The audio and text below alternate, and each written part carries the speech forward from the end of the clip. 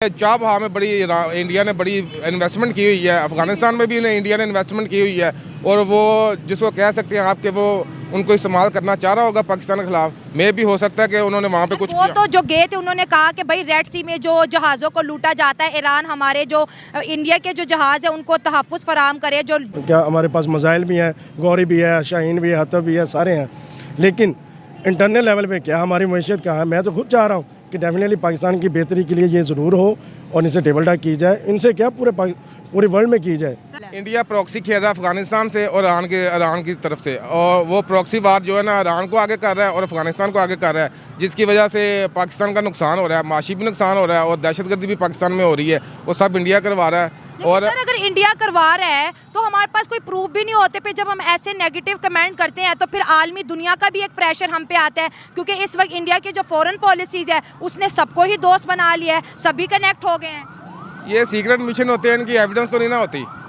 Hello friend, मैं हूं शाइला खान और आप देख रहे हैं नाइला पाकिस्तानी रिएक्शन। जैसे कि आपको पता है इस वक्त ईरान के जो एयर स्ट्राइक है पूरी दुनिया और हर मीडिया जी उसके ऊपर बात कर रहा है कि आखिर क्या वजूहात हैं कि एक इस्लामिक मुल्क ने दूसरे इस्लामी मुल्क पर जी हमला किया है और ये बोला है कि पाकिस्तान के अंदर जैशुल अहद एक ऐसी ऑर्गेनाइजेशन है जो बलोचिस्तान का जो हिस्सा ईरान में है उसको तोड़कर एक अलग मुल्क की जी बात की जा रही है। अगर हम बात करें तो बलोचिस्तान के जो लोग हैं इस्लामाबाद के अंदर बैठे हैं, उस तरफ ईरान ने भी बलोचिस्तान के इशू को डिस्कस किया है।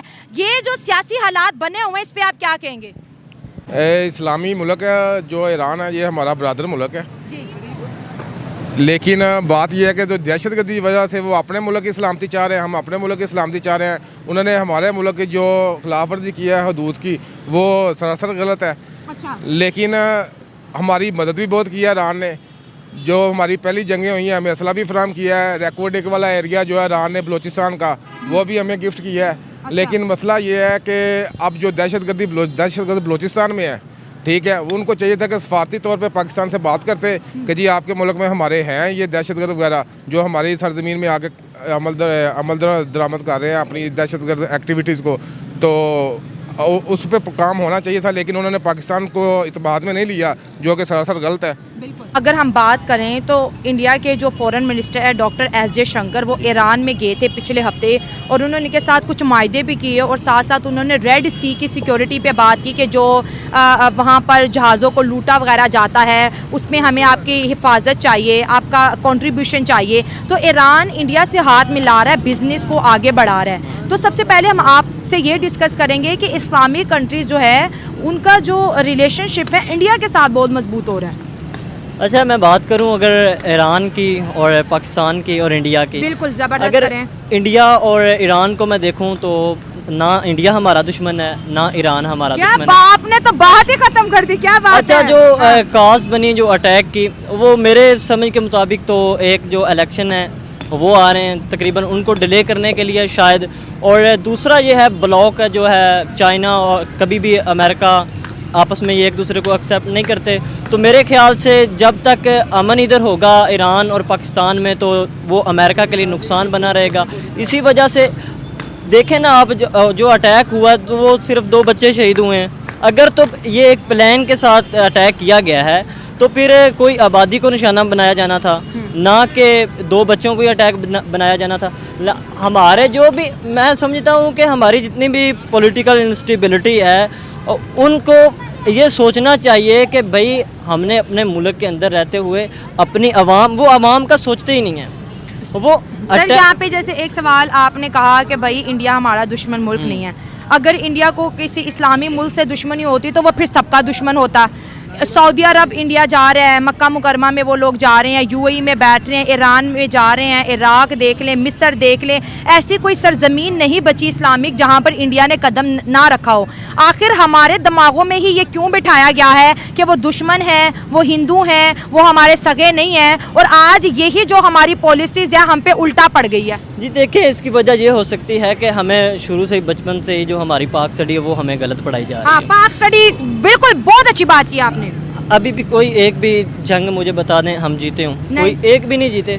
और दूसरी बात करें, अगर हम समझते हैं कि हमारा हिंदुस्तान ही हमारा दुश्मन है तो उधर हमारा तो एक इलाका है ना, कश्मीर है, कश्मीर भी वो हमने सेल कर दिया, वो 75 लाख में हमने हरी सिंह की रिपोर्ट के मुताबिक, जब हमने डॉक्यूमेंट्री पूरी उनको दे दी है, फिर वो कैसे हमें मिल सकता है? मतलब हमने ये तो कश्मीर सेल किया हुआ है। हमने सेल किया हुआ है ओहो, कश्मीर, क्या ये बात है। सेल किया हुआ है। अगर गिलगित को भी देखा जाए, जो आज का आज़ाद कश्मीर है, गिलगित के साथ जो आज़ाद कश्मीर है वो हमने छीना है उनसे।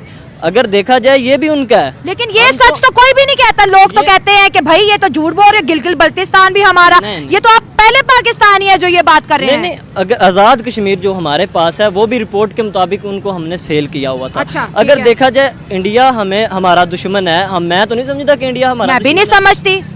अगर देखें हमारा तो एक मसला है ना कश्मीर का, उधर चाइना का देख लें, 17 ऐसे इलाके हैं जिनके साथ उनका मसला है, मुतनाज़ इलाके हैं चाइना और इंडिया के। अच्छा, फिर भी उनकी सबसे ज़्यादा ट्रेड जो चाइना की वो हिंदुस्तान के साथ है। बिल्कुल, यानी बहुत बड़ी जो बात भी ठीक है। मुल्क है वो अपने इकोनॉमिक देखता है, ना कि वो अपने जो उसकी लीडरशिप है वो कह रही हो एक रेड हमारी लाइन के leadership, पीछे, हाँ, रेड लाइन। एक रेड लाइन के पीछे लगाया हुआ है कि हमारा इंडिया दुश्मन है। मैं नहीं कहता।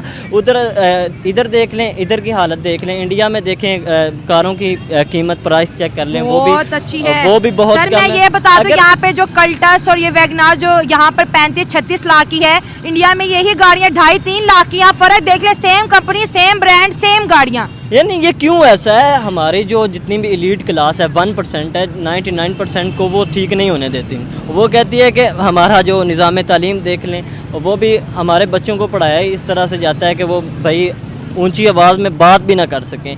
तो मैं नहीं कहता कि हमारा ये मुल्क ठीक होगा और हमें ना ही किसी को निशाना बनाना चाहिए। सर ठीक लेकिन तो छोड़े, जिनके साथ अच्छे ताल्लुकात है वो भी दुश्मनी पे उतर आए हैं।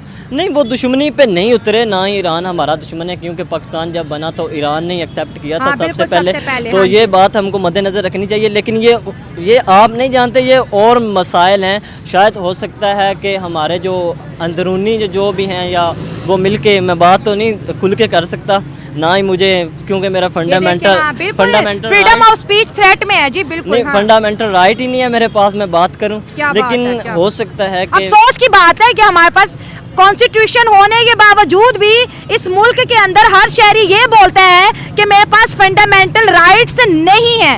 हाँ, मैं खुल के बात करूंगा। मुझे एक बात का जवाब दे दें, ये डाटा बंद करना, फेसबुक, ये सोशल मीडिया बंद करना क्या है? गलत है, हमारा गलत है जी। हमारा ये फंडामेंटल राइट है। जिस मुल्क में फंडामेंटल राइट ही ना हो तो फिर हमने आगे क्या बात करनी है? तो ये कोई ईरान ने जो हमला किया है, ये कोई वो दुश्मन नहीं है हमारे, उन्होंने किया है। और ना कि हम उनके रिएक्ट करें कि भाई वो हमारा दुश्मन है, हम पकड़ लेंगे, ऐसे कर लेंगे, ऐसे कर लें। मैं कहता हूँ ये फजूल है, ये बहुत बड़ी गेमें हैं। और हम जो छोटे लेवल के लोग हैं, हमें ये नहीं चाहिए कि हम ऐसे कर देंगे, हम ऐसे कर देंगे। मतलब अमन का पैगाम देना हाँ, चाहिए। मैं अमन का पैगाम दूंगा। बहुत कि अच्छा लगा जी आपसे बात करके। ईरान हमारा जो दोस्त है और हमेशा दोस्त है। रहेगा। Thank